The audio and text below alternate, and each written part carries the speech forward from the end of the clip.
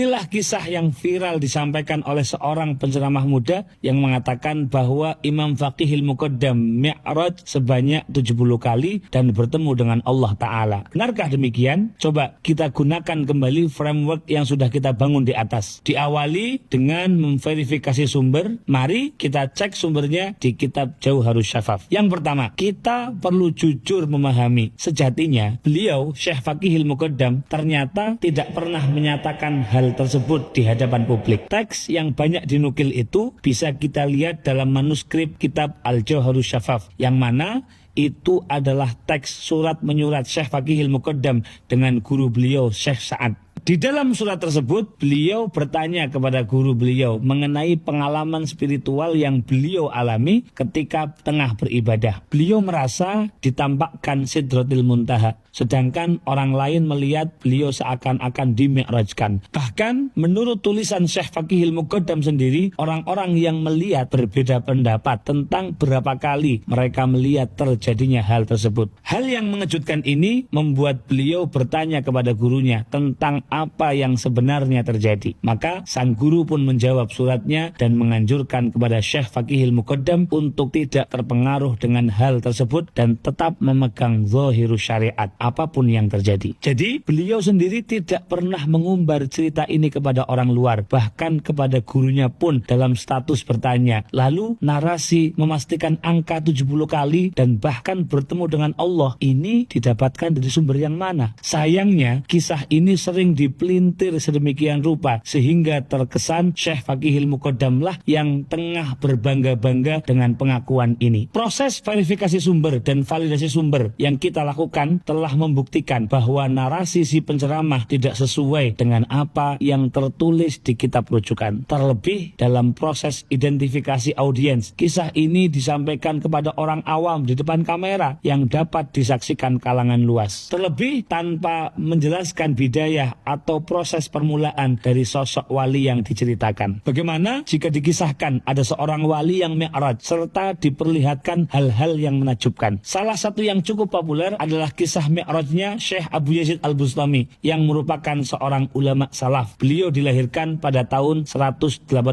Hijriah yang mengisahkan beliau dimi'rajkan secara ruhaniyah dalam keadaan tertidur. Lalu apa sebenarnya mi'raj para wali ini? Apa berarti mereka para wali itu mengalahkan Nabi Muhammad SAW? Tentu mi'raj tersebut tidaklah sama dengan apa yang terjadi kepada Rasulullah SAW. Hal ini selaras dengan apa yang diungkapkan oleh Syekh Fariduddin Attar dalam kitab beliau Tadhkiratul Auliya halaman 200. Beliau mengatakan bahwa mi'raj ruh dan jasad secara utuh hanya terkhusus untuk Rasulullah Muhammad SAW saja. Akan tetapi jika mi'raj secara makna atau ruh itu bisa berlaku untuk para wali.